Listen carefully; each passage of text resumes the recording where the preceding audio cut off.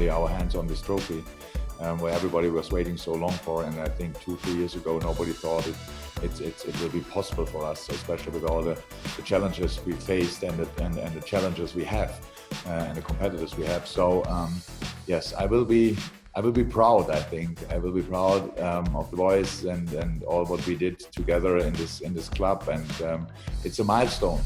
We have to say it was the number one goal at the start of the season, because it's the competition that's in front of you at the start. It's a competition that you have to have and produce the most consistency, which generally means the top teams come to the top. Cup competitions can be slightly different.